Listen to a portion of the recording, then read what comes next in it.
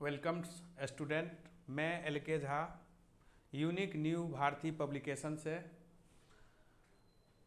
बिहार दरोगा practice workbook set 6 के भाग 1 के डिस्कशन के लिए उपस्थित हूँ।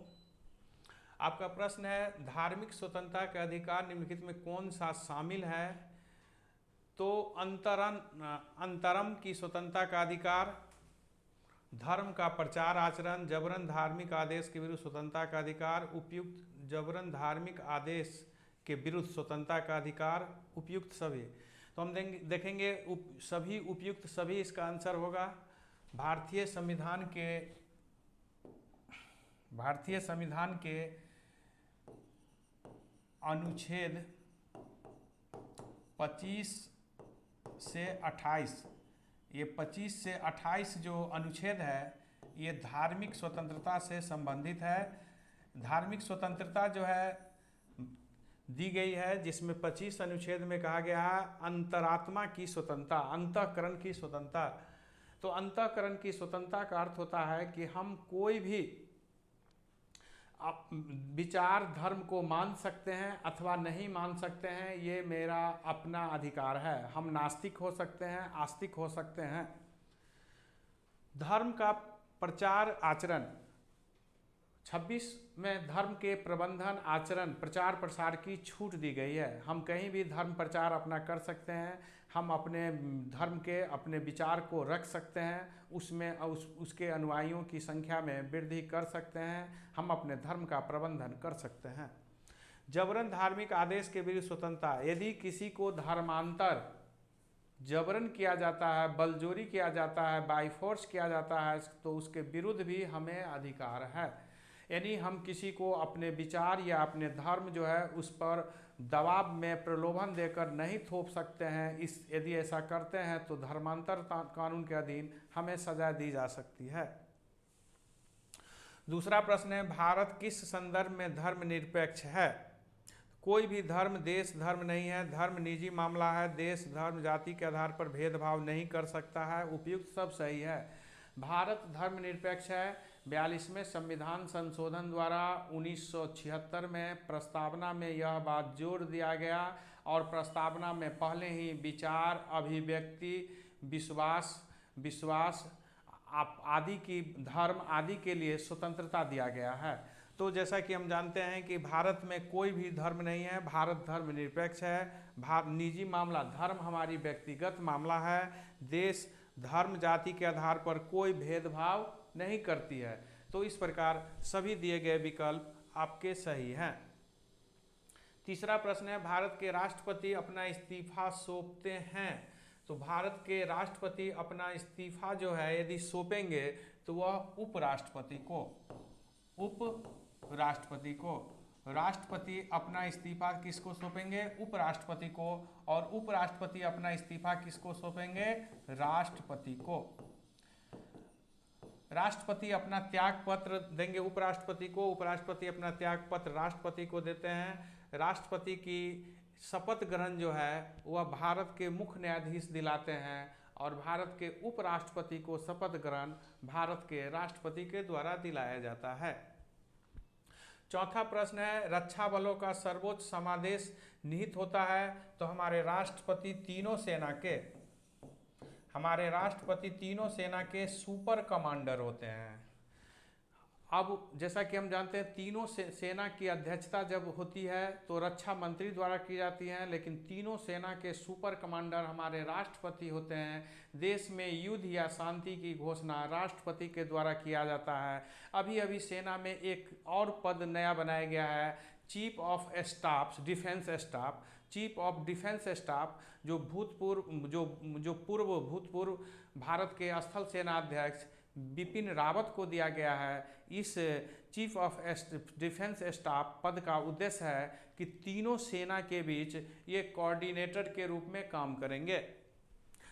तीनों सेना की एक अस्थायी समिति भी है। पांचवा प्रश्न है गरीबी हटाओ का नारा किसने दिया। तो श्रीमती इंदिरा गांधी ने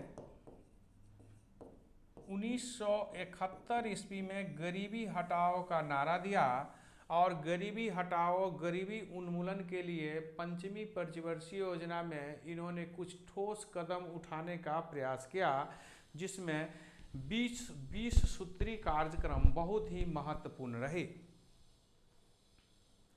छठा, हालांकि गरीबी आज भी समाप्त भारत में नहीं हो पाई है, अभी भी दुनिया का सबसे गरीब भारत में रह रहा है। संयुक्त राष्ट्र संघ के 2015-16 के रिपोर्ट के अनुसार भारत में लगभग 36 करोड़ व्यक्ति गरीबी रेखा से नीचे बसा कर रही है। हालांकि भारत सरकार ने 2011 के जनगणना में 21.9% गरीबी होने की बात की, लेकिन यदि देखा जाए तो गरीबी की मापदंड यदि थोड़ा बेहतर बनाया जाए तो भारत में अभी भी गरीबी की प्रतिशत की संख्या और प्रतिशत अधिक हो सकती है। संयुक्त राष्ट्र संघ ने 36 करोड़ भारत में गरीब व्यक्ति को माना है। छठा प्रश्न है, भारत में हरित क्रांति के प्रथम चरण की शुरुआत हुई तो 60 के दशक में 1960 के दशक में भारत में हरित क्रांति की शुरुआत हुई। हरित क्रांति के जनक भारत में MS स्वामीनाथन है। हरित क्रांति की शुरुआत भारत में 1966-67 ईस्वी को माना जाता है। हरित क्रांति की शुरुआत जो है वह भारत में 1966-67 में मानी जाती है, जब पंतनगर कृषि विश्वविद्यालय से इसकी शुरुआत मानी जाती है। नॉर्मन बोरलॉग, जिन्होंने हरित क्रांति के जिन्हें जनक माना जाता है दुनिया में, जिन्हें 1970 में शांति नोबेल पुरस्कार मिला, वो मैक्सिको के कृषि वैज्ञानिक थे। उन्होंने ही उन्नत किस्म की गेहूं की बीज की शुरुआत की। हरित क्रांति में उन्नत बीज, उन्नत खाद और उच्च तकनीकी को अधिक बल दिया जाता है।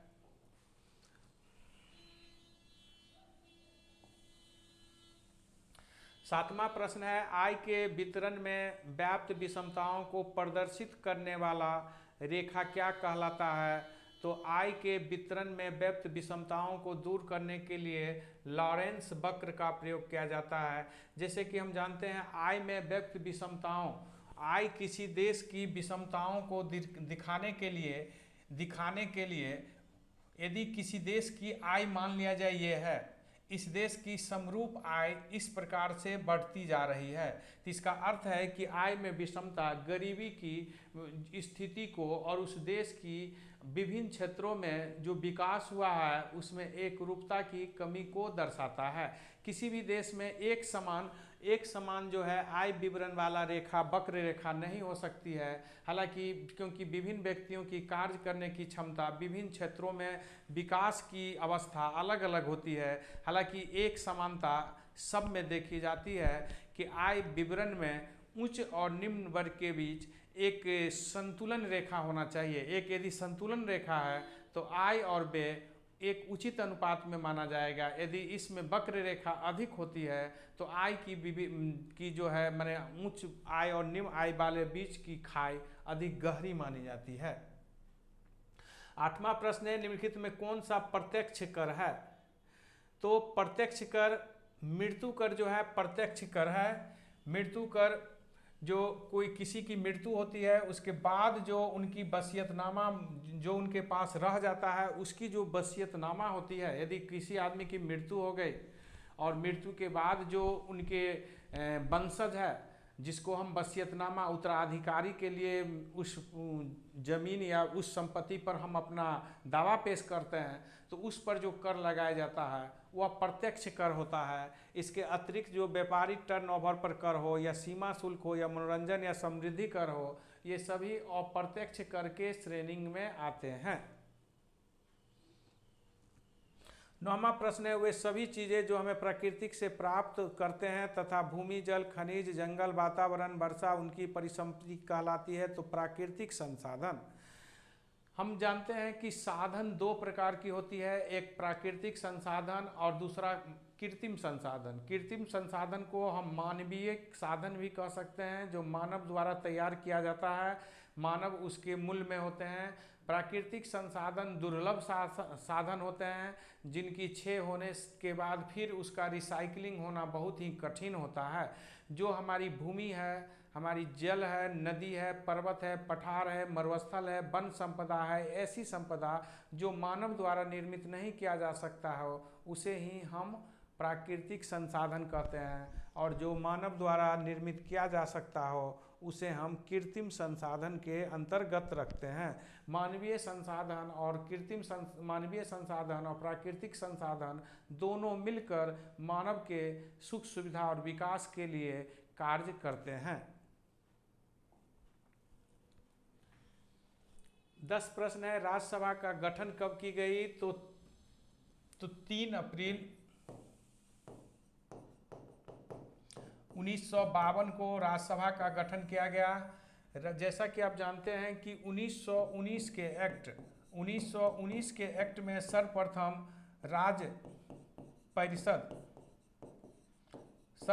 राज्य परिषद का उल्लेख 1919 के एक्ट में मिलता है। और जैसा कि हम जानते हैं कि 1935 के एक्ट में 5 राज्यों में विधान परिषद का भी गठन किया गया, और भारत जब स्वतंत्र हुआ तो 3 अप्रैल 1952 को विधान सभा जो बनाया गया था उसके राज्यसभा के रूप में राज्यसभा बनाया गया। 3 अप्रैल 1952 को राज्यसभा बनाया गया। राज्यसभा को उच्च सदन कहते हैं। इसका उल्लेख भारतीय संविधान के अनुच्छेद 80 में राज्यसभा का उल्लेख है, उसके अधीन इसको बनाया गया। राज्यसभा अस्थायी सभा है, इसे हम खंडित नहीं कर सकते हैं, इसे हम भंग नहीं कर सकते हैं। ये अस्थायी सदन है। राज्यसभा में 250 सदस्य हो सकते हैं। हमारी लोकसभा की पहली बैठक जो है वह 13 मई 1952 को हुआ। लोकसभा की पहली बैठक 13 मई 1952 को हुआ। 11 प्रश्न है। विश्व का कौन सा बांध भारत का सबसे बड़ा बांध माना जाता है? तो इसका आंसर होगा हीराकुंड। हीराकुंड बांध दुनिया का विश्व का सबसे बड़ा नदी बांध है। हीराकुंड बांध विश्व का सबसे बड़ा नदी बांध है, जिसकी लंबाई जो है, ये सबसे लंबी बांध है जिसकी लंबाई जो है 4800 मीटर है। 4800 मीटर हीराकुंड बांध की लंबाई है, और यह विश्व की सबसे लंबी नदी बांध है। यह महानदी पर, हीराकुंड बांध महानदी पर संबलपुर उड़ीसा में है। भाखड़ा नंगल सतलज नदी पर बांध है। राणा प्रताप सागर बांध यह चंबल नदी पर बनाया गया है। 12वां प्रश्न है। भारत में निम्नलिखित में कौन सा राज्य बॉक्साइट का मुख्य उत्पादक है? तो बॉक्साइट का मुख्य उत्पादक भारत में ओडिशा राज्य भारत में बॉक्साइट का मुख्य उत्पादक राज्य है। जैसा कि हम जानते हैं कि बॉक्साइट मुख्य अयस्क है अल्मुनियम, इससे प्राप्त बॉक्साइट अयस्क से अल्मुनियम प्राप्त होती है। बॉक्स नाम के क्षेत्र फ्रांस में, जहां सर्वप्रथम यह आधुनिक तरह से खुदाई किया गया, इसलिए इसे बॉक्साइट नाम दिया गया। बॉक्साइट हल्की किस्म की मजबूत धातु होती है, जिसका उपयोग हम विमान बनाने में आदि में करते हैं। 13 प्रश्न है। भारत में निम्नलिखित में कौन सा राज्य अबरक का मुख्य उत्पादक राज्य है? तो हम देखेंगे अबरक का मुख्य उत्पादक राज्य जो है आंध्र प्रदेश है। इसके अतिरिक्त आंध्र प्रदेश के अतिरिक्त ये अबरक झारखंड में भी, उड़ीसा में, कुछ मात्रा में बिहार में भी, और इसके अतिरिक्त जो है मध्य प्रदेश, राजस्थान आदि में भी पाया जाता है। जैसा कि हम जानते हैं कि माइका अबरक दुनिया के लगभग 90% माइका सिर्फ भारत में उत्पादन होती है, और भारत इसके निर्यात में एकाधिकार, यानी माइका में भारत का विश्व में एकाधिकार है। चांदी का सबसे ज़्यादा उत्पादन राजस्थान में होता है। झारखंड क्षेत्र में लोहा कोयला के लिए काफ़ी महत्वपूर्ण है। 14 प्रश्न है। कुल्लू घाटी किस पर्वत श्रेणी में आता है? तो धौलाधर और पीर पंजाल, जो मध्य हिमालय और महान हिमालय, ये धौलाधार और पीर पंजाल जो है मध्य हिमालय और महान हिमालय के बीच है। कुल्लू घाटी, जो कुल्लू घाटी जो है कुल्लू जिला भी है हिमाचल प्रदेश में, जिसकी यह मुख्यालय कुल्लू घाटी है, जो पर्यटक के लिए भी काफ़ी महत्वपूर्ण है। इससे आगे जो है इस आगे मनाली है, जो टूरिस्ट के लिए बहुत ही आकर्षित करने वाला स्थान है। 15 है तटीय एवं खुली सागरीय मत्स्यन निम्नलिखित में किस राज्य में अधिक विकसित हुआ। तो जो प्रश्न है खुली एवं तटीय, खुली एवं तटीय का अर्थ होता है समुद्र या सागर से जुड़ा हुआ विस्तृत प्रांगण वाला क्षेत्र। तो इस क्षेत्र में आपको तमिलनाडु और केरल में हम देखेंगे कि तमिलनाडु और केरल में सागरीय मत्स्यन जो है अधिक रूप से विकसित हुआ है। हालांकि हम ये भी जानते हैं कि गुजरात, महाराष्ट्र, पश्चिम बंगाल यहाँ भी तटीय क्षेत्र है। गुजरात का भारत में सबसे तटीय क्षेत्र है। पश्चिम बंगाल भारत में सबसे बड़े जो है मत्स्य उत्पादन का राज्य है। तो मत्स्य उत्पादन के लिए यह सभी विकल्प हम देख रहे हैं कि सही हो जाता है, क्योंकि तमिलनाडु केरल के अतिरिक्त गुजरात महाराष्ट्र का भी तटीय क्षेत्र है। पश्चिम बंगाल जो भारत का सबसे अधिक मत्स्य उत्पादन करता है, तो सभी क्षेत्र उत्पादन के मार्ग में महत्वपूर्ण सागरीय खुला तट का निर्माण करता है। 16 है पहाड़ी क्षेत्र के नीचे की ओर बहने वाली नदी द्वारा कटी गई गहरी घाटी क्या कहलाता है। तो उसे हम कहते हैं कैन्यन। आपका आंसर ए होगा कैन्यन क्षेत्र कहते हैं। ग्रेट कैन्यन सबसे विशाल खाई क्षेत्र वाला घाटी है, जो एरिजोन राज्य में अमेरिका में है। कैन्यन क्षेत्र जब पहाड़ से नीचे तेज से नदी उतरती है तो वह भी आकार की घाटी का निर्माण करती है, और उस क्षेत्र में जो गहरी घाटी हो जाती है उसे ही हम कैन्यन कहते हैं। और भारत में इस तरह के हम देखेंगे नर्मदा, तप्ती, चंबल आदि नदी भी इस तरह की कैनियन का निर्माण करता है। द्रोणी क्षेत्र, बेसिन क्षेत्र एक चर्चा में आता है। ये बेसिन क्षेत्र द्रोणी क्षेत्र होता है कि नदी के तसर की तरह ये होता है। नदी क्षेत्र में तसर की तरह होता है, जो ढाल तेजी से ढाल तो नीचे जाता है लेकिन मध्य में सपाटा, पठार की तरह सपाटा होता है। इसे ही हम द्रोणी या बेसिन क्षेत्र कहते हैं। जिस तरह नदी घाटी क्षेत्र में इस तरह की द्रोणी देखी जाती है। 17 प्रश्न है भारत में आने से पहले आर्य कहाँ रहते थे। तो भारत में आने से पहले आर्य जो है वह मध्य एशिया में रहते थे। यदि जो आपका विकल्प है उसका आंसर ए होगा, कैस्पियन सागर के आसपास क्षेत्र में रहते थे। जैसा कि आप जानते हैं कि जर्मन के वैज्ञानिक इतिहासकार मैक्स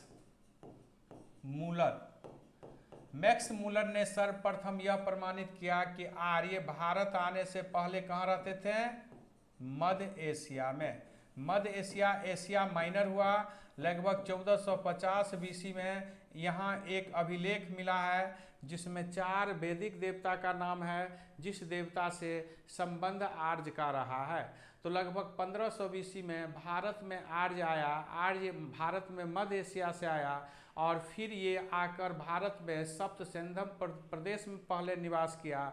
फिर धीरे धीरे ये भारत के अन्य भागों में भी विस्तार करता रहा। दक्षिण भारत में आर्य सभ्यता को ले जाने का श्रेय अगस्त मुनि को है, जो लगभग 400 बीसी में दक्षिण भारत में आर्य सभ्यता को फैलाया।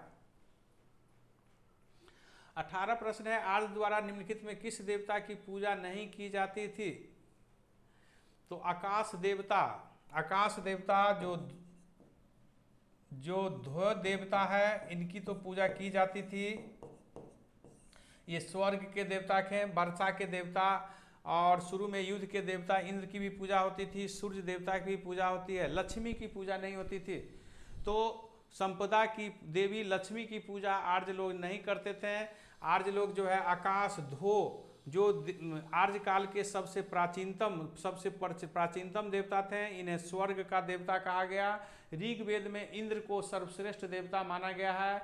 उन्हें 250 श्लोकों में उनकी स्तुति की गई है। हालांकि उत्तर वैदिक काल में इंद्र वर्षा के देवता हो गए, जबकि ऋग्वेद में ये युद्ध के देवता थे।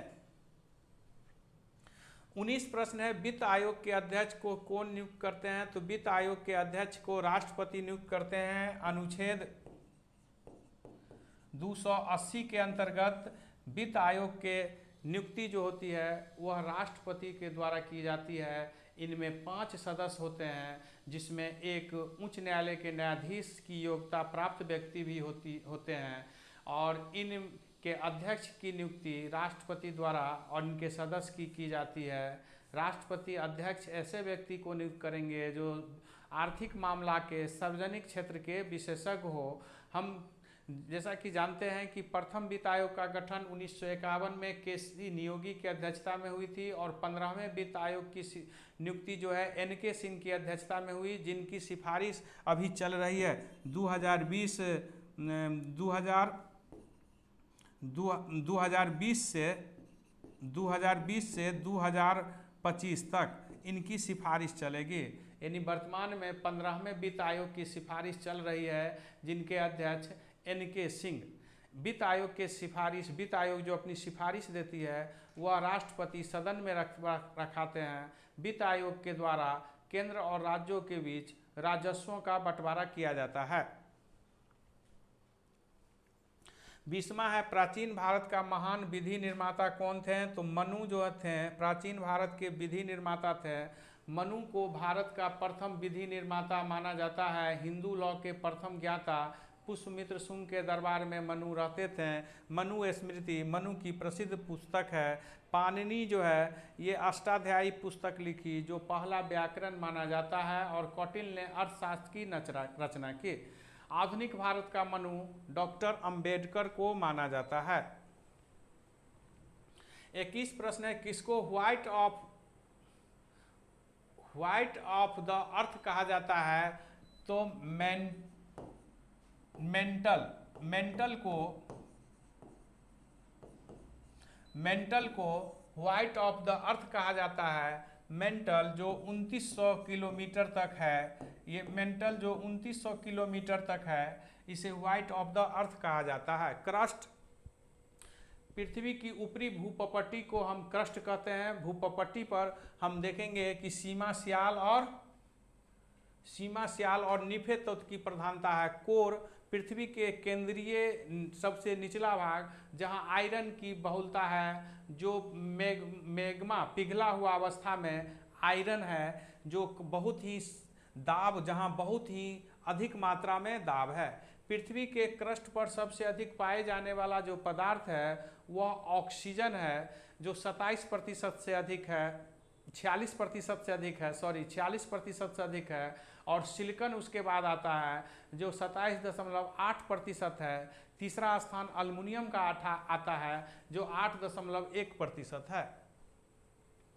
22 प्रश्न है, रुपया का सिक्का भारत में पहली बार किसके द्वारा जारी किया गया? तो शेरशाह द्वारा रुपया का सिक्का जारी किया गया। शेरशाह ने जो चांदी का रुपया जारी किया, 178 ग्रेन का जारी किया, और जीतल जो जारी किया गया तांबा का, वह 380 ग्रेन का जारी किया। ब्रिटिश इतिहासकार विसेंट स्मिथ ने शेरशाह के द्वारा जारी किया गया सिक्का, जिसको रुपया कहा गया, चांदी का सिक्का, उसे आधुनिक मुद्रा का जनक कहा। उन्होंने कहा कि ब्रिटिश मुद्रा के जनक, यानी भारत में आधुनिक मुद्रा का जनक शेरशाह द्वारा बनाया गया चांदी के सिक्का है, जिन्हें आधुनिक मुद्रा का जनक कहा गया है। शाहजहां ने आना सिक्का जारी किया। शाहजहां द्वारा आना सिक्का जारी किया गया था। ईस्ट इंडिया द्वारा 1859 में कागजी नोट चलाने का जो है निर्णय लिया गया, लेकिन यह वास्तविक रूप में 1861 ईस्वी से प्रारंभ किया गया। 23 क्वेश्चन है, भारत के किस राज्य की सीमा केवल एक भारतीय राज्य से मिलती है? तो इसका अर्थ होगा सिक्किम। सिक्किम की सीमा एकमात्र पश्चिम बंगाल भारतीय राज्य जिससे मिलती है, और सिक्किम की सीमा जो है इन्हें हम देखेंगे भूटान से और चीन देश से भी मिलता है। सिक्किम क्षेत्र भी चीन के लिए विवादित क्षेत्र रहा था। जैसा कि जानते हैं कि 35वां संविधान संशोधन द्वारा 1975 में हमने इसे 100 राज्य बनाया, संरक्षित राज्य, और फिर 1975 में ही 36वां संविधान संशोधन द्वारा सिक्किम को भारत के पूर्ण राज्य बना दिया गया, इन्हें 22वां राज्य बनाया गया था। 25 प्रश्न है KLM एयरलाइंस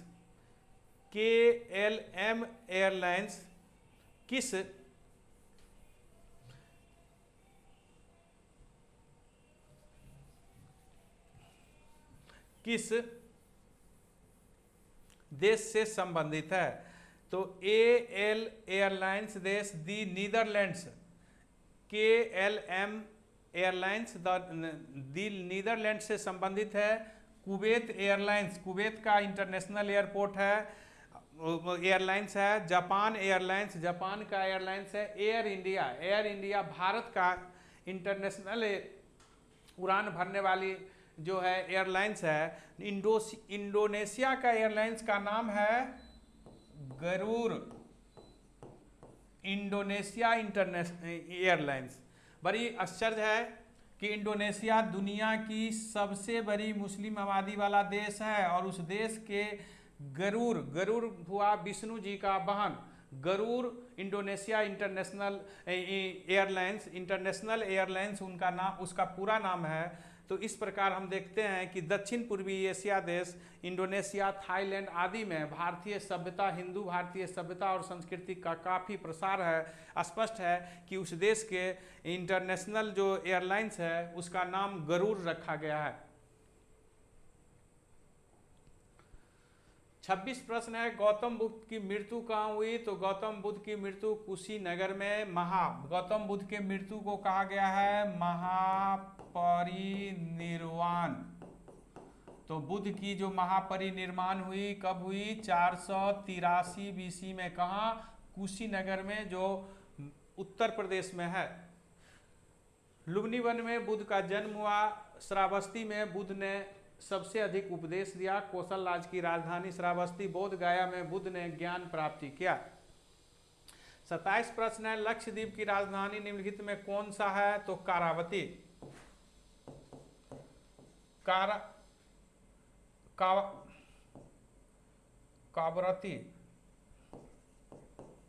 कारावती जो है यह लक्षद्वीप की राजधानी है। लक्षद्वीप अरब सागर में स्थित है। भारत का सबसे छोटी केंद्र शासित प्रदेश है, और भारत का सबसे छोटा संसदीय क्षेत्र भी है, यानी सबसे छोटा संसदीय क्षेत्र भी लक्षद्वीप है। मिनिकाया भी लक्षद्वीप का एक द्वीप है, जो बहुत ही सघन आबादी अपेक्षाकृत सघन आबादी के लिए जाना जाता है। लक्षद्वीप में 36 द्वीपों का समूह है। यह अरब सागर में अवस्थित है।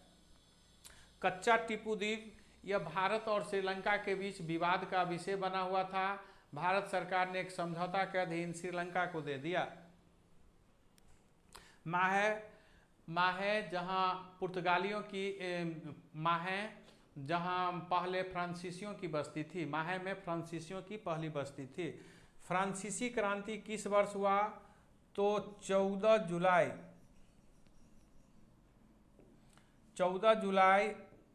1789 को फ्रांसीसी क्रांति शुरू हुई। फ्रांसीसी क्रांति दुनिया में पहली बार राजा को हटाकर गणतंत्र स्थापित करने की पहल आधुनिक काल में शुरू की गई।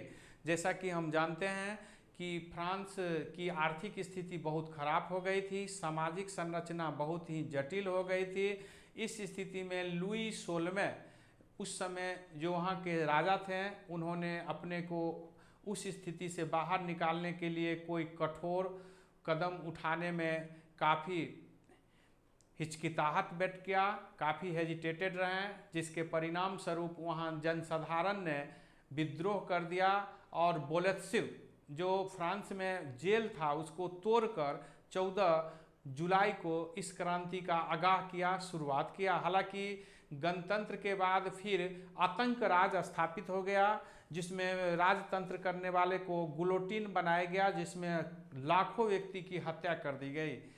जैसा कि हम जानते हैं कि 1804 में नेपोलियन ने पुनः राजतंत्र स्थापित कर दिया, अपने को राजा मान लिया, लेकिन समानता और स्वतंत्रता का अधिकार बनाए रखा, बंधुता का अधिकार बनाए रखा, लेकिन स्वतंत्रता का अधिकार समाप्त कर दिया। 1804 में नेपोलियन जब शासक बना तो उन्होंने कहा कि फ्रांस के व्यक्ति स्वतंत्रता नहीं, समानता और बंधुता चाहते हैं और अंतर्राष्ट्रीय स्तर पर अपना धाक जमाना चाहते हैं, इसलिए राजतंत्र जरूरी है। तो फ्रांस की क्रांति से जो 3 शब्द निकला था, समानता, बंधुता और स्वतंत्रता, तो इस स्वतंत्रता को नेपोलियन ने अंततः समाप्त कर दिया। 29 है नेपोलियन बोनापार्ट का निवास स्थान था, तो नेपोलियन बोनापार्ट का निवास स्थान फ्रांस था। कोरोसिया द्वीप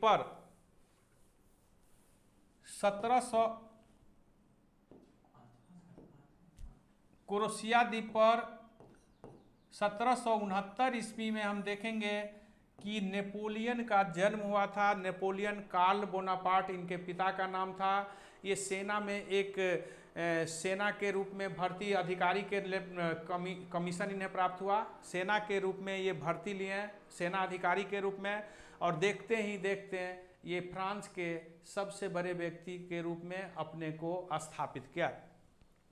नेपोलियन की मृत्यु जो है 1821 ईस्वी में हुआ। 1821 ईस्वी में सेंट हेलेना पर इनकी मृत्यु हुई। 30 प्रश्न है, लेकिन किसने अपने राजधानी दिल्ली से देवगिरी स्थापित किया? तो मुहम्मद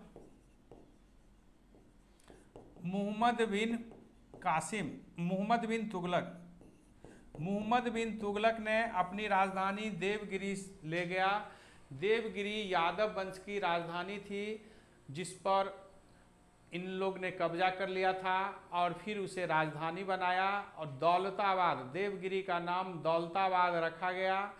लेकिन वहाँ शुष्क मौसम, अधिकारियों की असहयोग और वहाँ से उत्तर पर नियंत्रण करना बहुत ही कठिन हो रहा था। इस कारण लगभग 4 या 5 साल के अंतराल के बाद पुनः दौलताबाद के स्थान पर मुहम्मद बिन तुगलक ने दिल्ली राजधानी वापस ले आया।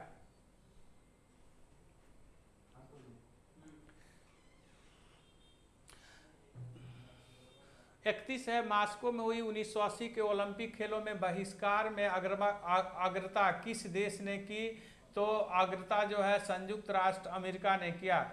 संयुक्त राष्ट्र अमेरिका ने इसका बहिष्कार किया मास्को ओलंपिक का। मास्को ओलंपिक में एक बहुत बड़ी बात है कि मास्को ओलंपिक जो 1980 ईस्वी में हुई, यही 1980 में हॉकी में भारत अंतिम बार ओलंपिक में स्वर्ण पदक हासिल किया।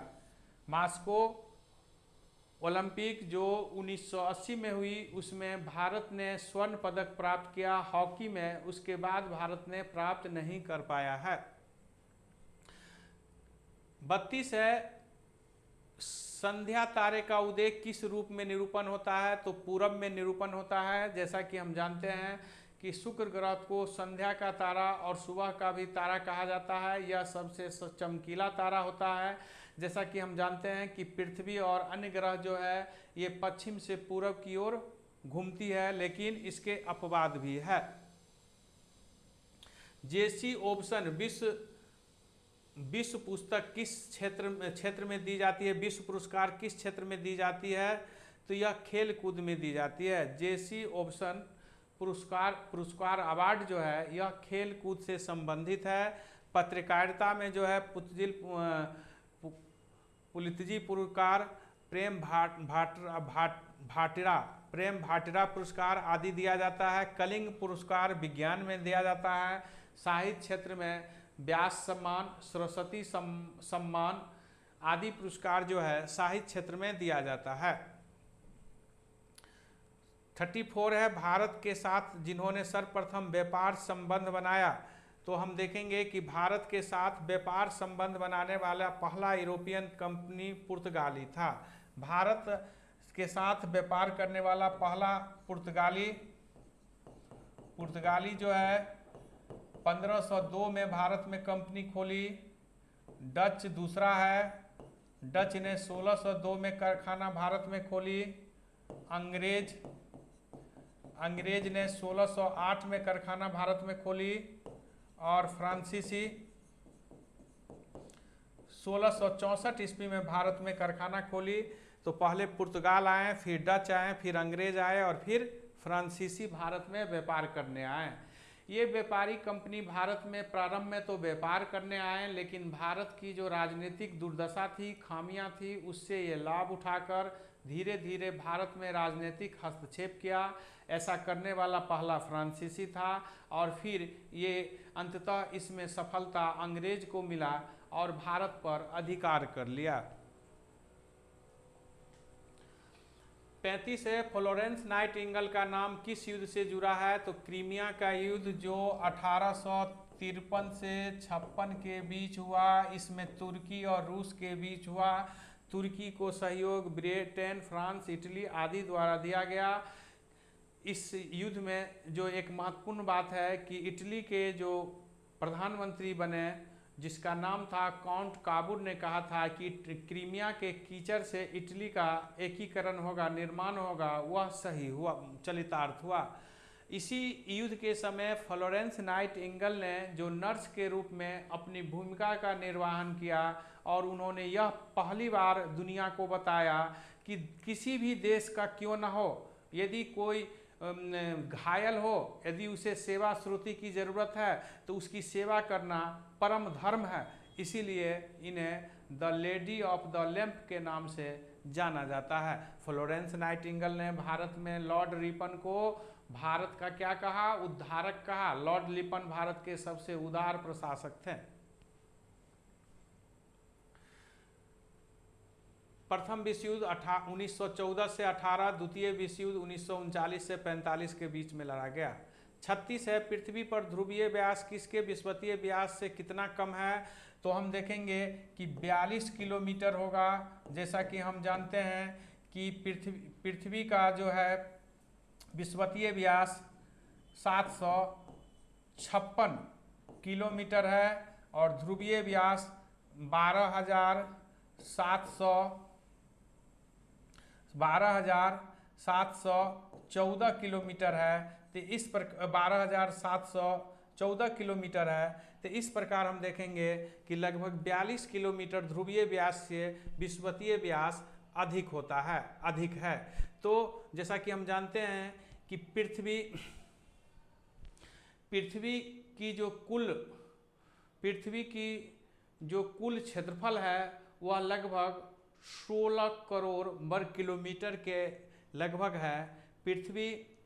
पृथ्वी सूर्य से 14.96 करोड़ किलोमीटर दूर पर है। पृथ्वी से चंद्रमा की दूरी लगभग 384 लाख वर्ग किलोमीटर है। 3,84,000 किलोमीटर दूरी पर चंद्रमा है पृथ्वी से। जालियांवाला बाग की दुर्घटना कब हुई। तो 1919 में 13 अप्रैल 1919 को जालियांवाला कांड हुआ। यह अमृतसर में है, जहां एक जनसभा हो रही थी। जिन जनसभा पर जनरल डायर ने बिना चेतावनी दिए हुए गोली चलाया, जिसमें लगभग 1000 व्यक्ति मारे गए। हालांकि हंटर आयोग जो सरकार द्वारा बनाई गई थी उसने 379 व्यक्ति की मरने की जो है पुष्टि की। 38 है पानीपत का प्रथम युद्ध किस किस के बीच लड़ा गया था। तो पानीपत का प्रथम युद्ध यह हुमायूं, इब्राहिम, शेरशाह सूरी और अकबर, बाबर और राणा संगा। आपका आंसर होगा बाबर और इब्राहिम लोदी। बाबर और इब्राहिम लोदी के बीच लड़ा गया पानीपत का प्रथम युद्ध जो है 21 अप्रैल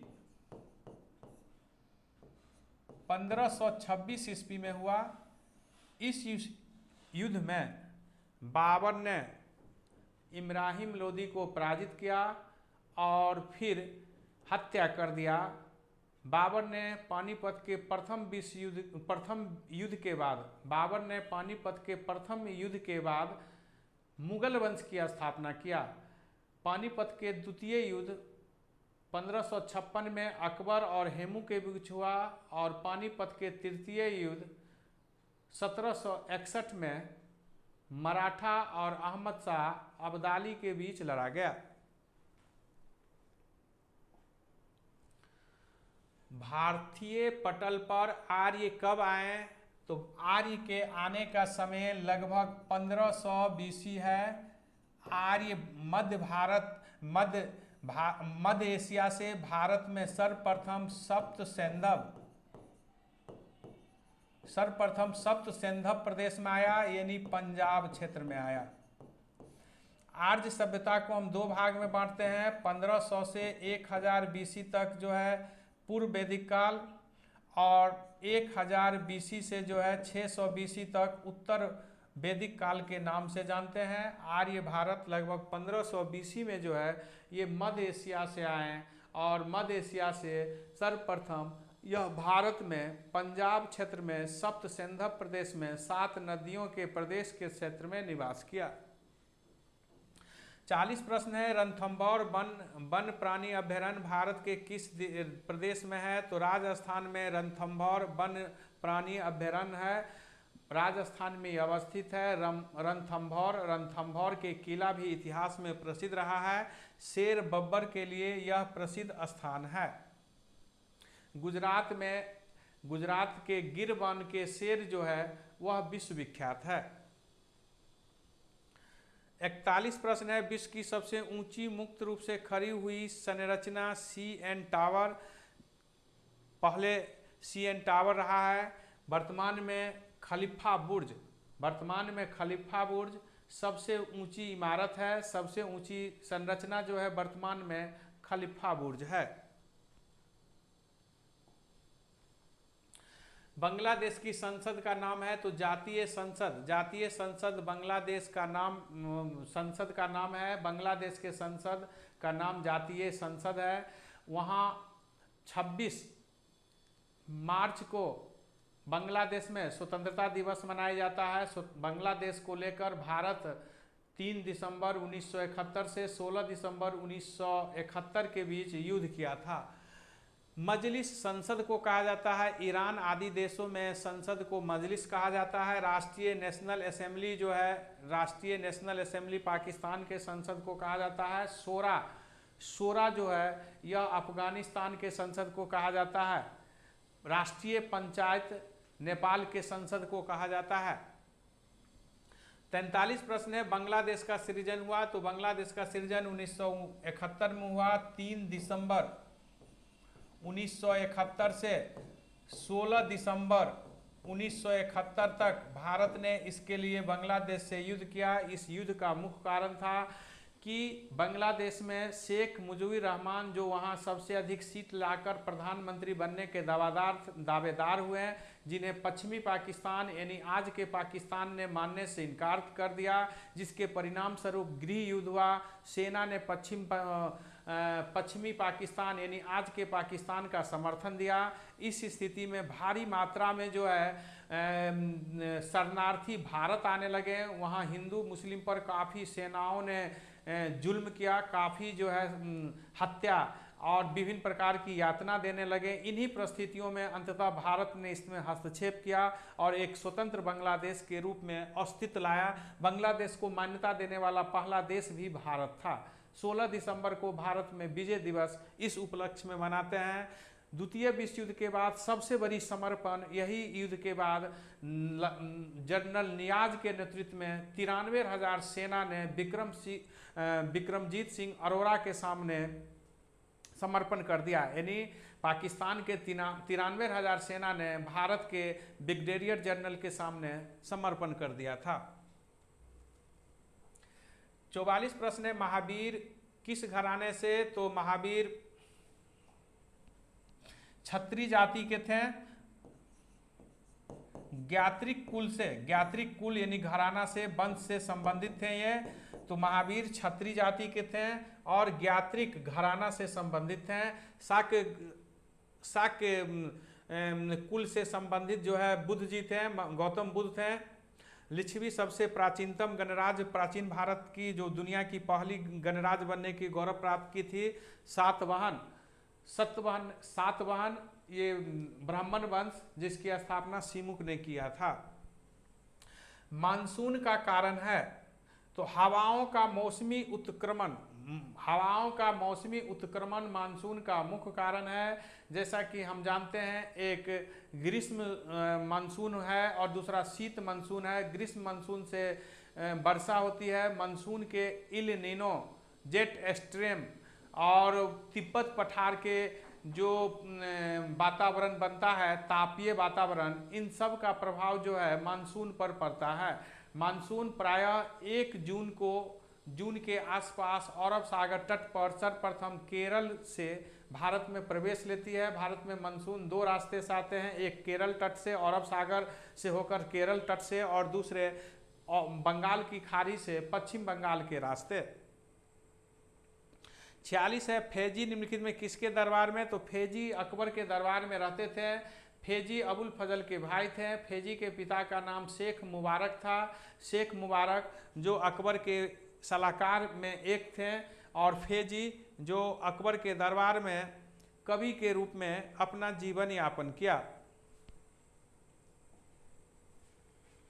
रोम किस नदी के किनारे बसा हुआ? तो रोम जो है टाइबर नदी के किनारे बसा हुआ है। एवन नदी के किनारे जो है, एवन नदी के किनारे ब्रिस्टल बसा हुआ है। ब्रिस्टल कहाँ है? ये बहुत महत्वपूर्ण है। ब्रिस्टल इंग्लैंड में है। 1833 ईस्वी में इसी ब्रिस्टल में किनका मृत्यु हुआ था? राजा राम मोहन राय का। राइन नदी पर जो है बॉन शहर, कोलन शहर आदि बसा हुआ है। और बिस्टुला नदी पर जो है डेजिंग शहर बसा हुआ है। ये डेजिंग कहाँ है? जर्मनी में है। 48 क्वेश्चंस है, किसी भी विधि के लिए सर्वोच्च न्यायालय का परामर्श मांगने का अधिकार भारत किसको है? तो भारत के राष्ट्रपति को है।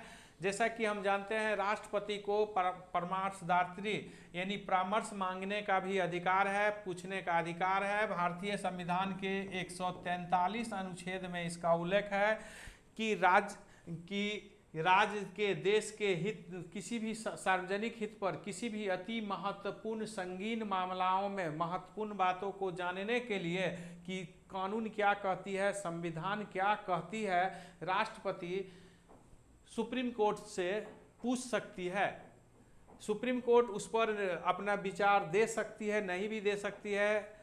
राष्ट्रपति उस पर उनके विचार को मान सकते हैं और नहीं भी मान सकते हैं। यानी यह परामर्श देने वाला है, यह कानूनी रूप से बाध्यकारी नहीं है। सहारा मरुस्थल कहाँ स्थित है? तो सहारा मरुस्थल उत्तरी अफ्रीका, ये अफ्रीका में है। सहारा मरुस्थल दुनिया का सबसे बड़ा मरुस्थल है, जिसका विस्तार जो है 84 लाख वर्ग किलोमीटर में फैला हुआ है। सहारा मरुस्थल दुनिया का सबसे बड़ा मरुस्थल, ये अफ्रीका महादेश के पूरी तरह जो भरा हुआ है। इसके अतिरिक्त जो है कलहारी मरुस्थल भी अफ्रीका में ही है, जो सबसे गर्म मरुस्थल है। एशिया का सबसे बड़ा मरुस्थल गोबी मरुस्थल है, जो मंगोलिया में है। 52 है, मुगल साम्राज्य के संस्थापक। तो बाबर बाबर जो है, बाबर मुगल साम्राज्य के संस्थापक हैं। 1526 ईस्वी में ये पानीपत के प्रथम युद्ध में इब्राहिम लोदी को पराजित करके मुगल साम्राज्य की स्थापना किया। बाबर मुगल साम्राज्य की स्थापना का श्रेय है और इन्हें 4 साल तक भारत में शासन किया। 1530 ईस्वी में बाबर की मृत्यु हो गई। उसके बाद हुमायूं शासक बना। जैसा कि जानते हैं 1526 से 1858 तक मुगल साम्राज्य भारत में रहे। अंतिम मुगल शासक बहादुर शाह द्वितीय था, जिसे जफर के नाम से भी जाना जाता था। अकबर भारत के 2 महान शासक में एक हुआ, एक अशोक और दूसरा अकबर, जिन्हें महान शासक कहा गया। अब हम लोग 53 प्रश्न पर डिस्कशन करेंगे। कलहारी रेगिस्तान कहाँ स्थित है?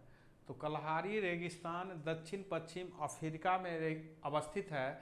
बोत्सवाना क्षेत्र में मुख्यतः ये अवस्थित है और यह सबसे शुष्क मरुस्थल है। ये सबसे गर्म मरुस्थल के रूप में जाना जाता है। मरुस्थल के बारे में एक प्रश्न उठती है कि अधिकतर मरुस्थल का जो विस्तार है वह 23 से 30 अक्षांश के बीच ही क्यों है? तो इस क्षेत्र में विस्तार के कारण है शीत जलधारा, व्यापारिक हवाएं, वृष्टि छाया आदि महत्वपूर्ण कारण बनता है। मरुस्थल जो भारत में मरुस्थल है वह भारत पाकिस्तान में फैला हुआ है थार मरुस्थल, जिसका क्षेत्रफल 2,60,000 वर्ग किलोमीटर है। रेड क्रॉस का संस्थापक कौन है? तो JH ड्यूरेंट जो है, ये रेड क्रॉस की स्थापना 1863 ईस्वी में की।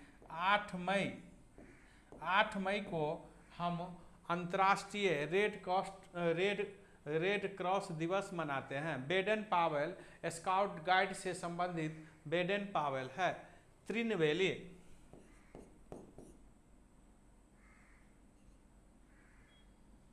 त्रिगबेली ये संयुक्त राष्ट्र संघ के प्रथम महासचिव थे। त्रिगबेली संयुक्त राष्ट्र संघ के प्रथम महासचिव थे। 55 है संयुक्त राष्ट्र संघ कब अस्तित्व में आई? तो संयुक्त राष्ट्र संघ जो है, संयुक्त राष्ट्र संघ 24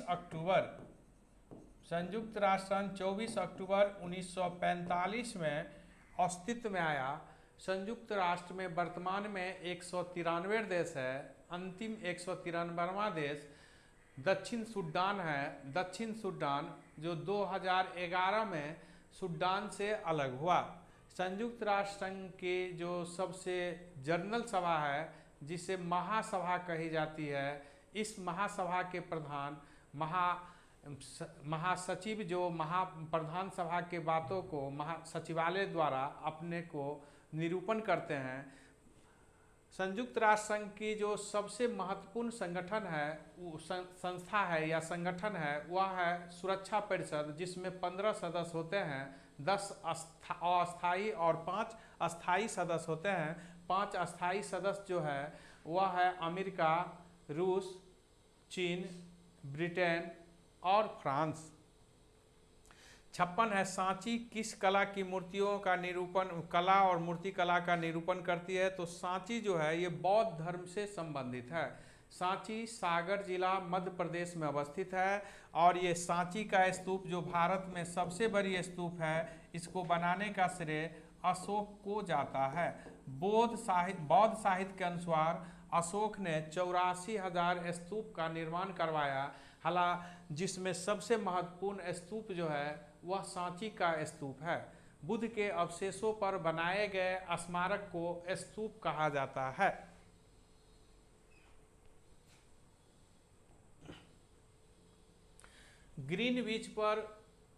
ग्रीनविच के समय मध्य 12 है, तो 50 पूर्व देशांतर पर स्थित एक जगह का समय क्या होगा? तो हम देखेंगे कि GMT पर टाइम बता रहा है कि 12 बज रहा है और 50 पूर्वी देशांतर पूर्वी देशांतर का अर्थ हो गया ग्रीनविच से पूरब। तो 50 देशांतर है, तो 50 देशांतर है वो भी कहाँ है, पूरब में है, ईस्ट में है। तो ईस्ट में क्या होगा, प्लस होता है। एक देशांतर बराबर 4 मिनट होता है। तो अब हम लोग क्या करेंगे कि 50 × 4 बराबर 200 मिनट हुआ। 200 मिनट को हम घंटा में कन्वर्ट करेंगे तो कितना होगा, 3 घंटा 20 मिनट। तो अब हम क्या करेंगे कि 12 जो बज रहा है वहाँ, तो इधर में क्या बजेगा, ज़्यादा होगा। ग्रीनविच टाइम से इधर का टाइम, पूरब का टाइम क्या है, ज़्यादा है। तो जब यहाँ 12 बज रहा है तो उसमें हम इतना आगे हैं, तो इतना आगे हैं तो उसमें हम क्या करेंगे कि वहाँ 12 बज रहा है तो उससे हम उसमें प्लस करेंगे। तो प्लस करेंगे तो 3:20 जो है ये समय देशांतर होगा। जैसा कि आप जानते हैं कि पश्चिम जाने पर घटाना होता है, ग्रीनविच टाइम से पश्चिम जाने पर समय में घटाएंगे और पूरब आने पर समय को हम जोड़ेंगे।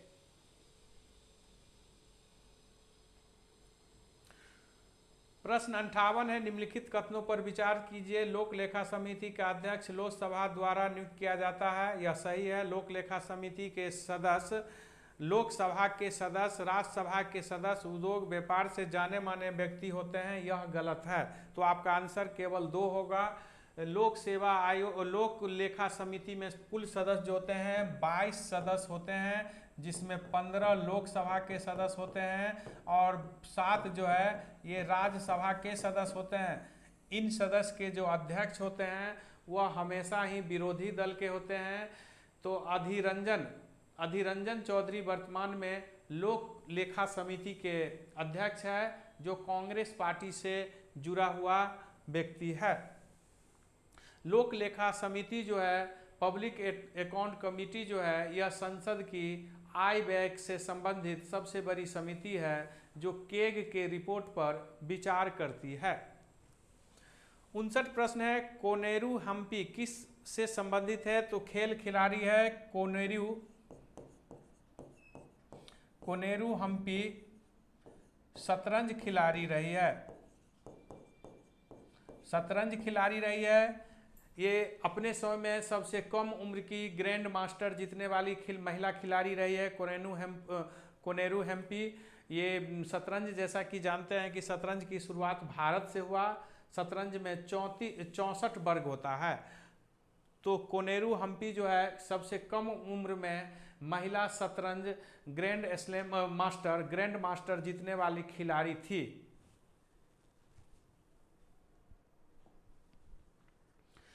साठ प्रश्न है, कम्युनिस्ट मैनिफेस्टो। कम्युनिस्ट मैनिफेस्टो की घोषणा यह कार्ल मार्क्स द्वारा 1848 में किया गया, जिसमें यह बताया गया कि क्या है कम्युनिस्ट, समाजवाद क्या है। समाजवाद को वैज्ञानिक आधार देने वाला कार्ल मार्क्स जर्मनी के चिंतक, जिन्होंने यह बताया कि विश्व के मजदूर एक हो जाओ, तुम्हें खोने के लिए कुछ नहीं है, पाने के लिए पूरा संसार है। जैसा कि हम जानते हैं कि कार्ल मार्क्स की एक पुस्तक दास कैपिटल, जिसको पूंजीपति वर्ग ने छापने से इनकार कर दिया, अंततः 1867 ईस्वी में यह पुस्तक प्रकाशित हुआ, दास कैपिटल। समाजवाद को वैज्ञानिक आधार देने वाले कार्ल मार्क्स थे। लेनिन रूस के महात्मा गांधी हैं। जिस तरह भारत में महात्मा गांधी का योगदान है, लेनिन का वही स्थान रूस में है। स्टालिन को, आधुनिक रूस के निर्माता स्टालिन को माना जाता है। 61 प्रश्न है, जवाहर सागर, राणा प्रताप सागर, गांधी सागर जलाशय किस नदी पर है? तो ये चंबल नदी पर है। जैसा कि हम जानते हैं कि चंबल नदी जिस पर जवाहर सागर, राणा प्रताप सागर, गांधी सागर जैसे जलाशय बनाया गया है, जिससे राजस्थान, उत्तर प्रदेश राज्यों को काफ़ी लाभ मिलता है। चंबल नदी द्वारा जो है घाटी का निर्माण जो है वो उबड़ खाबड़ केनियन का निर्माण करता है। चंबल नदी यमुना नदी में आकर मिलती है। यमुना नदी की यह सहायक नदी है। सरदार बांध नर्मदा नदी पर है। ताप्ती नदी पर ककरापारा परियोजना जो है ताप्ती नदी पर है। 62 प्रश्न है, विश्व खाद्य पुरस्कार पाने वाला प्रथम भारतीय कौन थे? तो डॉक्टर MS स्वामीनाथन को 1989 में विश्व खाद्य पुरस्कार दिया गया। ये पाने वाले प्रथम भारतीय थे डॉक्टर MS स्वामीनाथन। भारत में हरित क्रांति के जनक रहे हैं। ये भारत में हरित क्रांति से संबंधित कार्यक्रम के जो है सबसे महत्वपूर्ण भूमिका निभाने वाले थे। जैसा कि हम जानते हैं कि द्वितीय हरित क्रांति की, जिसे एवरग्रीन क्रांति भी कहा गया है, उसमें भी डॉक्टर MS स्वामीनाथन का महत्वपूर्ण योगदान है। डॉक्टर वर्गीज कुरियन भारत में श्वेत क्रांति के जनक है। ऑपरेशन फ्लड के ये जनक है। भारत जो दुनिया का सबसे अधिक दूध उत्पादन कर रही है वह डॉक्टर वर्गीज कुरियन का देन है। वर्गीज कुरियन अमूल दूध ब्रांड के भी संस्थापक है। डॉक्टर अमिता पटेल भी डेयरी उद्योग से संबंधित है। ब्रिटिश सरकार ने पहली बार यह घोषणा किया कि उनकी मंशा भारत में धीरे धीरे एक उत्तरदायी सरकार की है। यह जो है अगस्त 1917 में मॉन्टेग्यू घोषणा है, जिसका भारी विरोध हुआ। प्रथम विश्व युद्ध में भारत ने हर स्तर पर अंग्रेज को सपोर्ट दिया और इसी क्रम में अंग्रेज ने भारत को कुछ विशेष रियायत प्रशासन में देने की बात कही। 20 अगस्त, इसे हम अगस्त घोषणा कहते हैं, जो 20 अगस्त को दिया गया। 20 अगस्त 1917 को मॉन्टेग्यू की यह घोषणा हुआ कि हम भारत को धीरे धीरे जो अब आगामी सुधार होगी उसमें भारत को धीरे धीरे एक उत्तरदायी सरकार दी जाएगी। हालांकि मॉन्टेग्यू की भारी आलोचना हुई और बाद में जैसा कि हम जानते हैं कि 1919 की भारतीय परिषद एक्ट आया, जिसे मॉन्टेग्यू चेम्सफोर्ड सुधार कहते हैं। उसमें उस बात को कहीं दूर दूर तक दिखाई नहीं दी। इसका कारण था कि ब्रिटिश कट्टरपंथी जो ऑर्थोडॉक्स थे वह भारत में प्रशासनिक सुधार के प्रबल विरोधी थे। रेगुलेटिंग एक्ट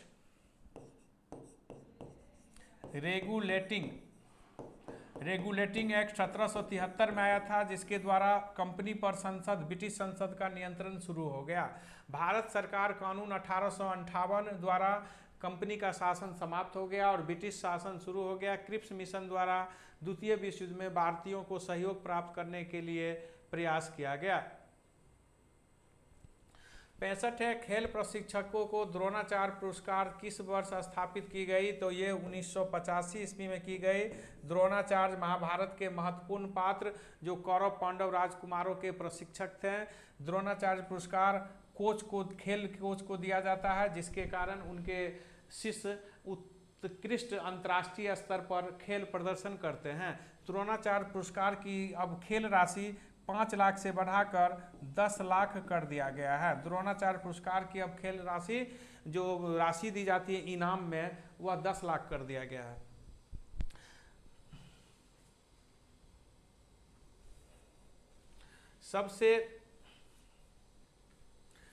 सबसे लवणीय सागर सल्टी सागर कौन है? तो सबसे सल्टी सागर जो है वह मृत सागर है। मृत सागर नामे इसलिए है कि इसमें कोई जीव जंतु इतना सल्टी है, नमकीन है कि इसमें डेड सी है, इसमें कोई जीव जंतु नहीं पनप पाता है। ये जॉर्डन इजराइल के से जुड़ा हुआ लवणीय सागर है। इसकी लवणता है 220%, यानी 220% है। 1000 मिलीलीटर में 220 मिलीलीटर क्या है? सोडियम क्लोराइड है, यानी नमक है।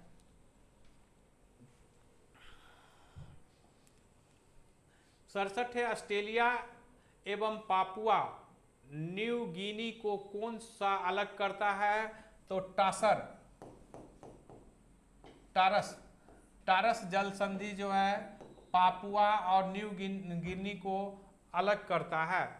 ये दोनों को अलग करता है टोपर जल संधि जो है दक्षिणी चीन सागर और प्रशांत महासागर को जोड़ता है। 68 प्रश्न निम्नलिखित किस विचार फ्रांसीसी क्रांति को प्रेरित किया? तो रूसो जो है फ्रांसीसी क्रांति को बहुत ही प्रभावित किया। कहा जाता है कि यदि रूसो ना होता तो फ्रांस की क्रांति ना होती, ऐसा कहा जाता है। रूसो द्वारा पुस्तक लिखी गई सोशल कॉन्ट्रैक्ट, सामाजिक अनुबंध, जिस पुस्तक में रूसो ने बताया कि मनुष्य तो जन्म स्वतंत्र लेते हैं लेकिन सभी जगह बंधनों से बंधे होते हैं। वे स्वतंत्रता के पुजारी थे और जो फ्रांस के राजा थे उनकी नीति का प्रबल विरोधी थे। जनमत संग्रह में रूसो का योगदान अत्यंत महत्वपूर्ण रहा। थॉमस हॉब्स, जॉन लॉक ये पॉलिटिकल साइंस से जुड़े हुए हैं। प्लेटो जिन्होंने द रिपब्लिकन जैसे पुस्तक लिखी। 78 नागा अर्जुन परियोजना किस नदी पर बनाई गई? तो नागा अर्जुन परियोजना जो है ये कृष्णा नदी पर आंध्र प्रदेश में बनाया गया। नागा अर्जुन जो है वो कनिष्क के दरबार में रहने वाले बहुत बड़े रसायन शास्त्री और चिंतक हैं, वैज्ञानिक थे। सापेक्षता सिद्धांत इन्होंने दिया था। माध्यमिक सूत्र की रचना की। इसे भारत का आइंस्टीन भी कहा जाता है। कावेरी नदी जो ब्रह्मगिरी कर्नाटक से निकलती है, दक्षिण भारत की दूसरी सबसे बड़ी नदी है। गोदावरी नदी जो त्रंबकेश्वर से निकलती है, नासिक के पास से, दक्षिण भारत की यानी प्रायद्वीपीय भारत की सबसे बड़ी नदी गोदावरी नदी है जो 1465 किलोमीटर है। महानदी जिस पर हीराकुंड बांध बनाया गया है जो दुनिया की सबसे लंबी बांध है। दिलवारा के जैन मंदिर का निर्माण किसने करवाया? तो हम चालुक्य, जो प्रश्न यदि पूछा जाए तो जो प्रश्नानुसार इसका आंसर होगा चालुक्य वंश। चालुक्य वंश के काल में बिमल पाल और तेजपाल नाम के दो जो चामुंडा राय के मंत्री थे, बिमल पाल और तेजपाल नाम के दो मंत्री ने दिलवारा में माउंट आबू पर जैन मंदिर बनाया। दिलवारा के माउंट आबू के जैन मंदिर अपने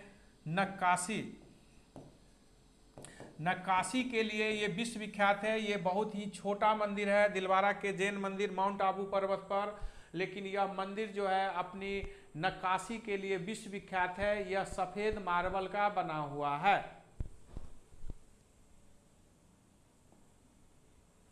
मुस्लिम लीग की स्थापना का श्रेय जाता है तो सलीम मुल्ला और आगा खां। सलीम मुल्ला जो ढाका के नवाब थे और आगा खां जो मुस्लिम लीग के जो मुस्लिम समुदाय के बड़े लीडर थे। इन दोनों द्वारा जो है 30 दिसंबर 1906 को ढाका में जो है मुस्लिम लीग की स्थापना किया गया। मुस्लिम लीग की प्रारंभिक सोच सिर्फ सीमित थी, सिर्फ मुसलमानों के हित से संबंधित थी। उसका उद्देश्य था कि हम मुसलमानों के लिए अधिक से अधिक सुविधा प्राप्त करें अंग्रेज से। लेकिन जैसा कि हम जानते हैं कि 1930 के दशक के अंतिम चरण में, अर्थात जब 1937 ईस्वी में भारत में चुनाव हुआ राज्यों में और मुस्लिम लीग की स्थिति बहुत ही कमज़ोर हो गई, तो मोहम्मद अली जिन्ना ने यह प्रचारित करने लगा कि जिस तरह 1000 वर्ष हमने भारत पर शासन किया, इसी प्रकार अब हम हिंदू लोग हम लोग पर शासन करेंगे और एक एक हमारे किए हुए गलत काम का, हिंदू को दिए गए सजाए का बदला लेगा, जिससे मुसलमानों में असंतोष की भावना भर गई। और जैसा कि जानते हैं 1940 ईस्वी में जो लाहौर अधिवेशन हुआ और 1943 में कराची अधिवेशन हुआ, जिसमें अलग राज्य की मांग को सक्रिय रूप से लागू कर दिया गया, जिसके कारण अंततः भारत विभाजित हो गया। मेला अंचल के रचनाकार तो फर्नेश्वर नाथ रेणु, ये रेणु के द्वारा लिखा गया ये भारत में पहला आंचलिक उपन्यास है। ये आंचलिक उपन्यास फर्नेश्वर नाथ रेणु बिहार से जुड़े हुए अंतर्राष्ट्रीय स्तर के साहित्यकार हुए हैं। इन्होंने मेला अंचल के जो आंचलिक उपन्यास लिखने का श्रेय या जनक कहा जाए तो ये रेणु को है, जिन्होंने पूर्णिया के मेरीगंज क्षेत्र के बारे में इनमें लिखा हुआ है और इनके द्वारा पूरे सांस्कृतिक समावेश इसमें किया गया है, इसलिए इन्हें आंचलिक उपन्यास का जनक माना जाता है। प्रति कथा भी इनकी प्रसिद्ध जो है उपन्यास है। प्रेमचंद जो भारत के वो सम्राट हैं उपन्यास के, गोदान इनकी सर्वश्रेष्ठ रचना 1936 में लिखी गई। जयशंकर प्रसाद आधुनिक भारत के सबसे बड़ा नाटककार हैं, और ये आधुनिक भारत के सबसे बड़े हिंदी के पुस्तक, आधुनिक भारत में हिंदी के सबसे बड़े पुस्तक कामायनी है, जिनकी रचना भी जयशंकर प्रसाद ने की। महादेवी वर्मा छायावादी कवित्री के रूप में जाने जाने वाली प्रसिद्ध कवित्री रही। 86 है गोंगली शब्द गुगली शब्द किस खेल से संबंधित है? तो गुगली शब्द क्रिकेट से संबंधित है। जैसा कि हम जानते हैं कि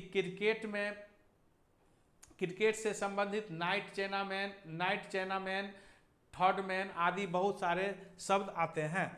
गुगली शब्द जब कोई खिलाड़ी जो बाएं हाथ के खिलाड़ी को दाएं हाथ के बॉलर के द्वारा लेग स्पिन गेंद दी जाती है तो उसे गुगली कहा जाता है। 87 प्रश्न है, बिरजू महाराज एक प्रसिद्ध, तो बिरजू महाराज एक प्रसिद्ध क्या थे? तो ये शास्त्रीय नर्तक के रूप में ये कथक शास्त्रीय नृत्य से जुड़े हुए व्यक्ति ये प्रसिद्ध रहे, अंतर्राष्ट्रीय स्तर के बिरजू महाराज रहे हैं।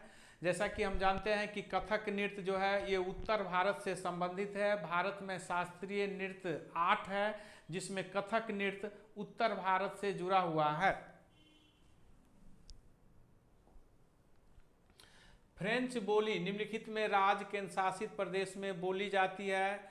तो फ्रेंच बोली निम्नलिखित राज्य या केंद्र शासित प्रदेश में बोली जाती है। पुंडुचेरी इसका आंसर होगा।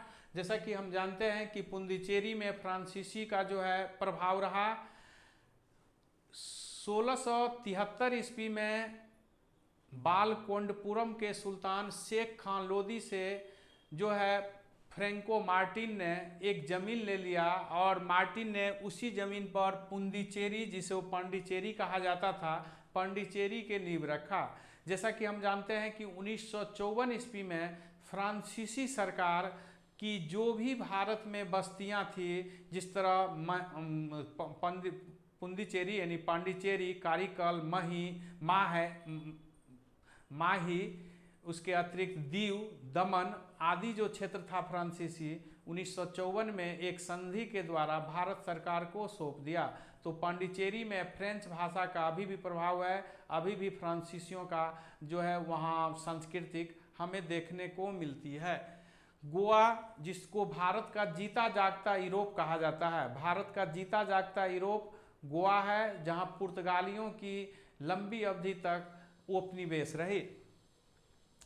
89 है, बिहू का संबंध किस राज्य से है? तो असम का बहुत ही महत्वपूर्ण पर्व है बिहू, जो फसल से जुड़ा हुआ है। बिहू पर्व जो वहाँ फसल की कटाई पर वहाँ इस उत्सव को मनाया जाता है। उत्तर प्रदेश में नौटंकी बहुत ही प्रसिद्ध है। नौटंकी उत्तर प्रदेश से जुड़ा हुआ लोक नृत्य है। गरबा गुजरात के लोक नृत्य है। भांगड़ा पंजाब के लोक नृत्य है। 90 प्रश्न है, उपमान प्ले ग्राउंड ऑफ यूरोप कहा जाता है। तो स्विट्जरलैंड को प्ले ग्राउंड ऑफ यूरोप कहा जाता है। स्विट्जरलैंड को, स्विट्जरलैंड जहाँ सबसे अधिक प्रति व्यक्ति आय वाला देश था। हालांकि वर्तमान में स्विट्जरलैंड को पीछा करके कतर देश प्रति व्यक्ति आय में प्रथम स्थान पर पहुंच गया है। बेल्जियम को कॉकपिट ऑफ द यूरोप कहा जाता है। इटली में रोम शहर को जो है होली शहर के रूप में, 7 पहाड़ियों के नगर आदि के रूप में इटली के रोम नगर को जाना जाता है। 91 है, बिहार में आदि मानव की उपस्थिति की प्रारंभिक क्षय मिलता है। तो यह हम देखेंगे मुंगेर और नालंदा से प्रारंभिक क्षय हमें प्राप्त होती है। अलेक्जेंडर कनिंगम की खोज के द्वारा मुंगेर और नालंदा क्षेत्र से आदि मानव यानी प्रारंभिक मानव का प्रमाण मिला। जैसा कि हम जानते हैं कि मानव की उत्पत्ति संभवतः चिंपैंजी से हुआ, ड्रायोपिथेकस से रामापिथेकस की उत्पत्ति हुई, और संभवतः अफ्रीका महादेश में मानव की सर्वप्रथम उत्पत्ति हुई। अफ्रीका के नैरोबी, केन्या की राजधानी है नैरोबी क्षेत्र से सर्वप्रथम मानव की संभवतः उत्पत्ति हुई। बिहार में आदि मानव की उपस्थिति की प्रारंभिक साक्ष्य मिलती है तो पूर्व प्रस्तर युग। प्रस्तर युग का अर्थ हुआ पाषाण युग। जैसा कि हम जानते हैं कि पाषाण काल का कोई जो है समय अवधि निश्चित रूप से निर्धारित नहीं की जा सकती है, लेकिन यदि हम 5 लाख वर्ष पूर्व से लगभग 10,000 वर्ष पूर्व तक हम जो है मान सकते हैं कि ये प्रस्तर युग रहा होगा। पूर्व प्रस्तर युग में जो है मानव की उत्पत्ति की प्रमाण भारत में मिलती है, और भारत में बिहार में भी मिलती है। बिहार में मध्यवर्ती प्रस्तर युग के साक्ष्य मिले हैं, तो मध्यवर्ती प्रस्तर युग के साक्ष्य जो है भारत में मुंगेर से प्राप्त हुआ है। और नव पाषाण काल, नव प्रस्तर युग माने नियोलिथिक का प्रमाण भारत में हम देखेंगे कि चिरांद से बहुत ही महत्वपूर्ण है, जो बिहार में है। ये भारत के लिए प्रसिद्ध है क्योंकि नव पाषाण नियोलिथिक काल का ये एक सबसे महत्वपूर्ण साक्ष्य भारत में जो मिली है उसमें एक है। चेचर भी नव पाषाण काल से संबंधित है, और चिरांद जो है छपरा क्षेत्र में है, जहाँ भात मछली खाने का प्रमाण मिला है, हड्डियों का बेहतर औजार भी मिला है। 94 बिहार में 1857 के विद्रोह प्रारंभ होने के समय पटना का आयुक्त कौन था? तो विलियम टेलर जो था वह पटना का आयुक्त था, और पटना में बिहार में विद्रोह को दबाने में विलियम टेलर ने महत्वपूर्ण भूमिका निभाया था। इनको एक और सहयोग दिया था, वह था बिसेंट अय्यर। 95 है पटना में कब 1857 का व्याप्त विद्रोह शुरू हुआ? तो 3 जुलाई 1857 को पटना में व्याप्त विद्रोह शुरू हुआ, और यह विद्रोह करने वाले के नेतृत्वकर्ता थे पीर मुहम्मद पीर अली, जो पटना सिटी के एक साधारण पुस्तक विक्रेता थे। इन्होंने ही पटना में जो है 1857 का विद्रोह की शुरुआत किया। ब्रिटिश सरकार ने इनके घर पुस्तक दुकान और घर को तोड़वा दिया। पीर अली सहित बहुत सारे को फांसी दे दिया गया। पटना में जो विद्रोह हुआ उसका दानापुर छावनी पर प्रभाव पड़ा, और दानापुर छावनी ने 24-25 जुलाई को विद्रोह कर दिया, और वह बाबू वीर कुंवर सिंह से जाकर मिल गया। जैसा कि हम जानते हैं कि बिहार में विद्रोह की शुरुआत रोहिणी गांव से हुआ, और ये कब हुआ? 12 जून 1857 को। भारत में कब शुरू हुआ था? 10 मई 1857 को मेरठ से। 96 है कि क्षेत्रफल के दृष्टि से बिहार भारत का कौन सा राज्य है? तो बिहार भारत का क्षेत्रफल के दृष्टि से यदि देखा जाए तो 12वां स्थान पर आता है। जैसा कि हम जानते हैं भारत के कुल क्षेत्रफल का बिहार में 2.86% है, तो बिहार का 12वां स्थान है। 94,163 वर्ग किलोमीटर बिहार का क्षेत्रफल है। भारत का क्षेत्रफल विश्व के क्षेत्रफल का 2.42% है। जनसंख्या में बिहार का स्थान भारत में तीसरा है, उत्तर प्रदेश महाराष्ट्र के बाद। 97 प्रश्न है बिहार राज्य में वर्तमान में कुल कितने जिले हैं? तो बिहार में वर्तमान में 38 जिले हैं, 9 प्रमंडल हैं, और 534 क्या है? ब्लॉक है, और लगभग 8300 जो है यह पंचायत है। बिहार में प्रमंडल की संख्या 9 है। पुलिस जिला 38 जिला के अतिरिक्त कुछ पुलिस जिला भी है। 98 क्षेत्रफल की दृष्टि से बिहार का सबसे छोटा जिला कौन है? तो शिवहर है। शिवहर का क्षेत्रफल जो है 443 वर्ग किलोमीटर मात्र है। यह शिवहर बिहार का सबसे छोटा जिला है और बिहार का सबसे बड़ा जिला जो है वह पश्चिम चंपारण है। पश्चिम चंपारण का क्षेत्रफल है